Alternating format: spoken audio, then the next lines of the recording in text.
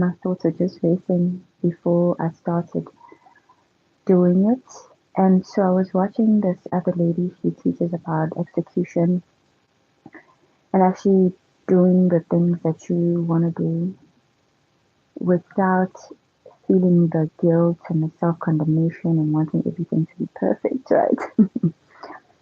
And so one of the things that she said that stood out for me is just doing it, like not really thinking about how it's going to look, but really just being ahead of everybody else. What that means is not necessarily being like in a competitive mindset, but doing it even if you're tired, basically. You know how people quote, um, memes and like motivational, quotes or whatever, to actually just simply say, just do it.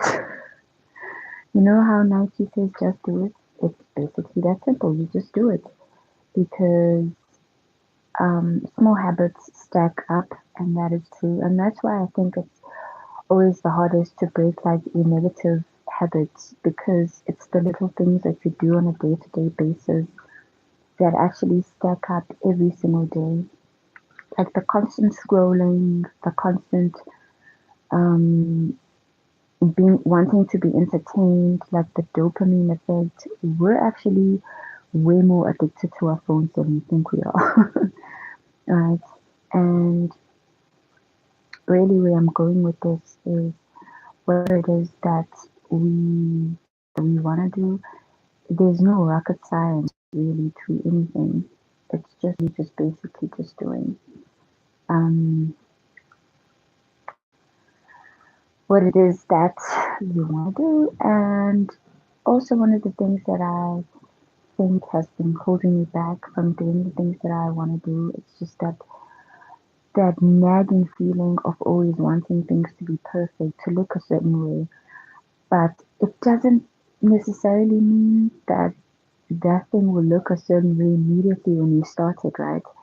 It'll take practice. It'll take you developing that skill, that mind to muscle kind of memory, right, to anything because it's like a pathway, like on the brain, like our brains operate through the pathways that we have allowed for them to take, right? It's again habit stacking or just the little things that we do on a day-to-day basis. Hi Yodi, have Marion.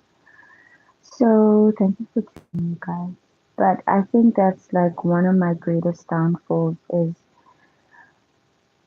I don't want to label myself. Like there's so many labels that are out there now that sometimes I feel like people sort of take on um, because they are like wanting to be put in a certain category.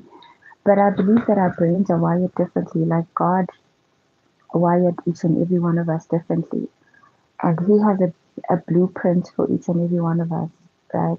And so when we go to Him and we actually ask, how should I do this? He will give us a blueprint that's engraved only for you, right? That's inscribed even before time, only for you. And that works only for you. There's this lady that I follow. She she's she teaches mostly on like people that have an Esther anointing or like not basically like an Esther anointing, but more looking at how Esther's blueprint works in the Bible, right? When you read the book of Esther, she had to go through a period of time where she was prepping, like she was going through hot oils and everything of that sort. And I think about it from a point of view of her changing from that setting of doing things a certain way, and now she's doing things in a different way, right? She had to change the environment, of course, because she was prepping to become a queen, right? But for me, when I flip that, it's just you changing your mental environment. It doesn't necessarily have to be like a physical environment because I believe that the work really starts when you look at your mental health and your emotional health before it shows in the physical or in the habits that you, but it starts with you working on your internal well-being. Mostly that's what I think. And also I think it's one of the things that we really neglect in this day and time because we're so focused on um, the physical tangible stuff. Also with, I think I've been suffering from like daydreaming and like picturing what the future might look like or will look like, or this idea of what it should look like, and not actually being in the present moment and enjoying certain blessings that the Lord has actually blessed me with in this season without looking forward to the next season or what it's going to look like in the next season. You know what I mean? Because um, when you go through certain seasons, sometimes, oh, I was just reading this. It was like on you know, here on YouTube, this guy that I'm following, he owns a podcast. It's called The Deep End, and he wrote something like, when you're on this journey with God, it's not gonna always look like the way that you want it to look like. There's always gonna be seasons that end sooner, people that you meet along the way that you didn't think you'd meet, and people that you'd meet that will feel a need and a purpose for that season, but then again, they're not going to be there for the long seasons, the long run in your life, right?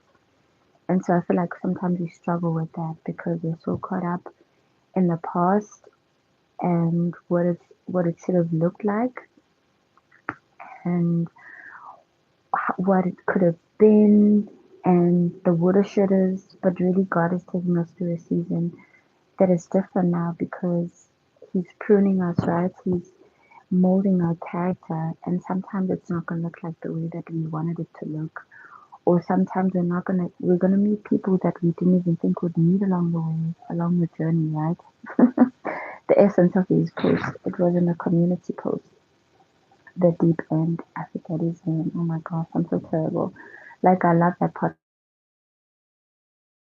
It has helped me immensely on my spiritual journey, and